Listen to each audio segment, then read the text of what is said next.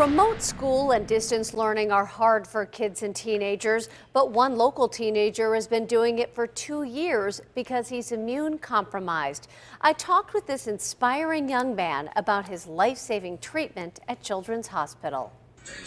What?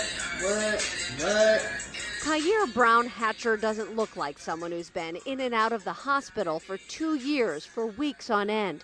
But Kyaire isn't an ordinary teenager. Since a small kid, he's always been very upbeat and just positive about everything. I always kind of just took everything on the chin. Like, it definitely took a toll on me. I'm not going to act like no big macho guy. I'm not going to say that it didn't affect me, but it didn't damage me as much as you think it would. Kyaire first went to Children's Hospital 2 years ago after having migraines, stomach pain, and jaundiced-looking eyes. It was like a deep yellow, like a very deep yellow, like almost the same yellow as your background. Like it almost looked as if he was glowing. He had an incredibly complicated course that necessitated the expertise of a number of specialists here at Children's, including hepatology, rheumatology, immunology, genetics, myself, hematology.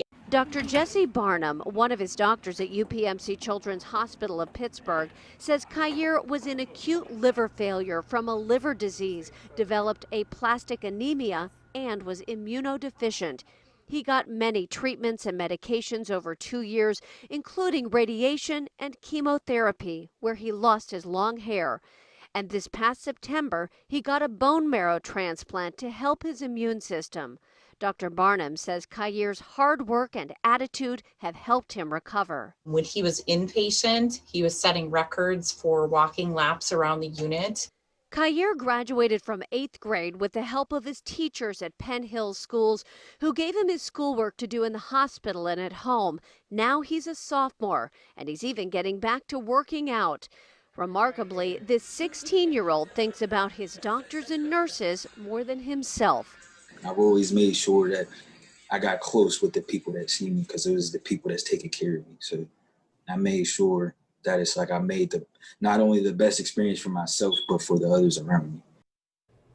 Oh, what a great young man. And Dr. Barnum says because everyone has to social distance during this pandemic, it's actually been easier for some of her teenage patients because they're not the only ones having to do it. All their friends are too.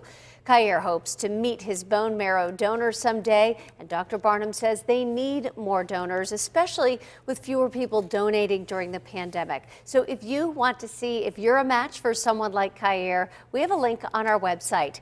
Now, Kyaire is one of the many children whose lives have been changed at Children's Hospital. And tomorrow, KDKA is once again teaming up with Children's Hospital for the 67th annual Free Care Fund Benefit Show. The fund ensures that no child is denied medical care because their family can't afford it. Please join us tomorrow beginning at 4 o'clock right here on KDKA.